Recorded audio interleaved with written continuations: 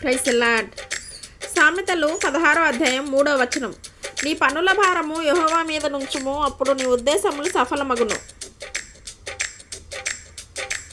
మనిషి అన్నాక అనేక ఉద్దేశాలు కలిగి ఉంటాం భూమి మీద. ప్రతి వ్యక్తికి ఉదయం మొదలుకొని రాత్రి పడుకునేంత వరకు అనేక ఆలోచనలు, తలంపులు, ఉద్దేశాలు కలిగి ఉంటారు. నీ ఉద్దేశాలు ఫలిస్తే తప్పనిసరిగా పైకొస్తాడు. మనిషి హృదయంలో కలిగే ఆలోచనలు, ఉద్దేశాలు సఫలం కావాలంటే మానవ ప్రయత్నంతో పాటు దైవ సహాయం కూడా కావాలి. అప్పుడే మన ఉద్దేశాలు సఫలం అవుతాయి. దేవుని యందు భయభక్తి కలిగి ప్రతి మనిషికి ముందు ప్రార్థించి ముందుకు వెళ్ళినప్పుడు జయం పైన జయం, ఎక్కడికి వెళ్ళినా విజయోత్సవంతో తిరిగి వచ్చేవాడు ఈ దావీదు. ప్రతి విషయంలో జయం కలిగేది. తాను కాస్తున్నటువంటి గొర్రెలను ఎలుకబంటు వచ్చి గొర్రెను లాక్కొని పోతుంటే ప్రార్థనా బలంతో దేవుని దగ్గర మొరపెట్టి మనోధైర్యం కలిగి పరుగెత్తుకుంటూ ఎలుగుబంటి మీదకెళ్ళి దాని నోటనున్న గొర్రెను విడిపించి ఆ ఎలుగుబంటిని హతం చేసి ఆ గొర్రెను రక్షించుకుంటాడు. ఇలాగే భక్తి ప్రార్థనలో ఉంటుండగా తన గొర్రెల మీద సింహం దాడి చేసి గొర్రెను తీసుకుపోతుండగా సింహం మీద కూడా పరిగెత్తుకుంటూ వెళ్ళి పడి ఒక మేకపిల్లను హతం చేసినట్టుగా ఆ సింహాన్ని హతం చేసి దాని నోట నుండి గొర్రెను రక్షించుకుంటాడు. అదే దావీదు ఇంకా ప్రార్థనలో ఆరాధికుడుగా ఉన్నప్పుడు తనకంటే ఎన్నో రెట్లు బలమైన వాడు, శక్తిమంతుడైన గొల్యాతు మీద గొప్ప విజయాన్ని పొందుకుంటాడు. అన్నీ విజయాలే. ఎందుకంటే ప్రార్థనతో పనిని ప్రారంభించాడు. ఏ పనికి వెళ్తున్నా ముందు ప్రార్థించేవాడు. దేవుణ్ణి ఆరాధించకుండా ఏ పని చేసేవాడు కాదు. కానీ ఇదే వ్యక్తి కొన్నాళ్లకు భక్తిని విడిచి సాయంకాలమున ప్రార్థించకుండా వాక్యధ్యానం చేయకుండా దిక్కులు చూడ్డానికి భవనం ఎక్కుతాడు. ఒక మేడగది మీదకి వెళ్ళి పైనుండి కిందకు తప్పుడు చూపులు చూస్తాడు. తన చూపు ద్వారా పట్టుబడతాడు. చీకటి శక్తులు అతన్ని వెంటాడుతాయి. ఎప్పుడైతే ప్రార్థన అగ్ని ఆరిపోయిందో, వాక్యధ్యానం తొలగిపోయిందో, లోకజ్ఞానం ఎక్కువైపోయింది. ఏ పనికి వెళ్తున్నా ముందు ప్రార్థించేవాడు. దేవుణ్ణి ఆరాధించకుండా ఏ పని చేసేవాడు కాదు. కానీ ఇదే వ్యక్తి కొన్నాళ్ళకు భక్తిని విడిచి పాపపు ఆలోచనలు ఎక్కువైపోయాయి. పాపపు ఆలోచనలు అతన్ని పట్టి పీడించాయి. దురాత్మ గర్భము ధరించి పాపంలోకి ఈడ్చుకుని పోయిందట. ప్రతి ప్రయత్నంలో ఫలించే నేను ప్రతి విషయంలో ఓడిపోతున్నాను. ఎందుకు ఓటమి నన్ను వెంటాడుతుంది తెలుసుకోవాలని దేవుని సన్నిధిలో కూర్చున్నాడు. దేవుని వాక్యం అతన్ని గద్దించింది. నువ్వు ఒకప్పుడు ప్రార్థనలో ఉండేవాడివి. వాక్యం ధ్యానించకుండా ప్రార్థించకుండా ఏ పని చేసేవాడివి కాదు. కానీ ఇప్పుడు ప్రార్థనలో నిర్లక్ష్యం, వాక్యం విషయంలో నిర్లక్ష్యం, దేవుని విషయంలో అవిధేయత, ఈ మూడు కూడా ఆ వ్యక్తిని వెనక్కి లాగివేశాయి. ఇది గ్రహించిన దావీదు ప్రార్థన చేశాడు. ప్రభువా, నా యందు శుద్ధ హృదయం కలుగజేయి, నాకు నూతన మనసు దయచేసి మీ సహాయం మాకు కావాలి. నీ కృపను మరలా నాకు దయచేసి నాలో పాపాలు తీసివేయండి, నన్ను పరిశుద్ధపరచండి, హిస్సోపుతో నన్ను కడిగి పవిత్రుడిగా చేయండి, నీ కృపలో నన్ను బలపరచుము అంటూ ప్రార్థన చేసి ఆ తర్వాత ప్రయత్నాలు చేయగా మళ్ళా దేవుడు దావీదుకి సహాయం చేయడం మొదలుపెట్టాడు. ప్రార్థన చేయకుండా పనికి వెళ్ళొద్దు, బైబిల్ చదవకుండా బయటికి వెళ్ళొద్దు. ఇది ఒక చిన్న నియమంగా పెట్టుకోండి. ప్రతిరోజు బైబిల్ చదువుటలో, ప్రార్థించుటలో ఆసక్తి కలిగి ఉండండి. మన పనుల భారం దేవుని మీద మోపుదాం. అయినా కూడా విఫలులవుతున్నారా? ఏదైనా రహస్య పాపం ఉంటే ఒప్పుకొని విడిచిపెట్టండి. దేవుని వాగ్దానాలు తీసుకొని అది నెరవేరుతుంది అనే ముందు దేవుని వాక్యానికి విరుద్ధంగా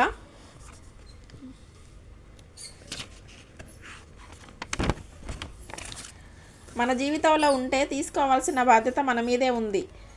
ఆ విధంగా ప్రార్థన చేస్తున్నప్పుడు దేవుడు అద్భుత కార్యాలు జరిగించునుగాక. ప్రార్థన చేసుకుందాం దైవజనమా.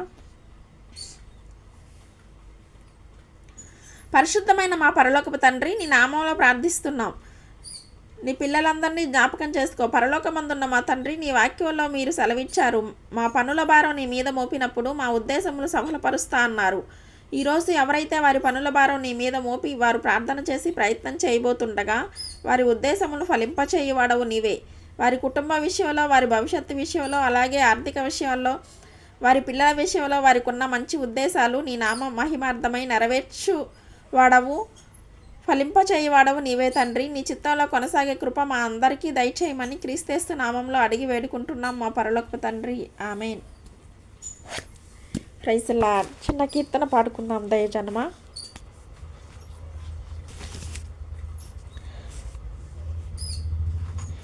పిలిచిన నీవు నిజమైన వాడవు, నన్ను హెచ్చించే ఆలోచన గలవాడవు. పిలిచిన నీవు నిజమైన వాడవు, నన్ను హెచ్చించే ఆలోచన గలవాడవు. ఏదేమైనను కొనసాగించితివి, నీపై ఆధారపడుటకు అర్హుడవు. నిన్ను నమ్మెదను, వెంబడింతును, చిరకాలము నిన్నే సేవింతును.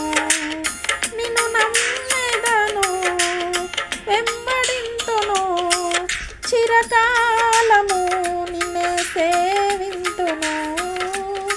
నీ పిలుపు వలన నేను నశించిపోలేదు, నీ కృప కాచుట వలన జీవిస్తున్నాను. నీ పిలుపు వలన నేను నశించిపోలేదు, నీ కృప కాచుట వలన జీవిస్తున్నాను.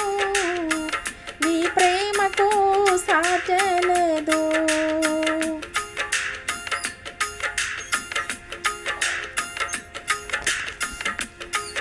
నశించుటకు ఎందరో వేచి ఉన్నను, నశింపని నీ పిలుపు నన్ను కాపాడెను.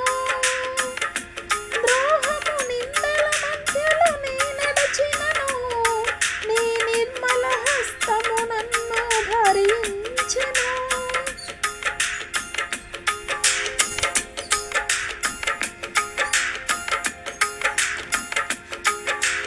నశించుటకు ఎందరో వేచి ఉన్నను, నశింపని నీ పిలుపు నన్ను కాపాడెను. ద్రోహము నిందల మధ్యలో నీ నడచినను, నీ నిర్మల హస్తము నన్ను భరించెను. యజమానుడా, నా యజమానుడా, నన్ను పిలచిన యజమానుడా, యజమానుడా, నా యజమానుడా, నన్ను పిలచిన యజమానుడా. నీ పిలుపు వలన నేను నశించిపోలేదు, నీ కృప కాచుట వలన జీవిస్తున్నాను. నీ ప్రేమకు సాటలేదు. హల్లెలూయా. సబ్స్క్రైబ్ చేయండి, లైక్ చేయండి, అనేకులకు షేర్ చేయండి. God bless you.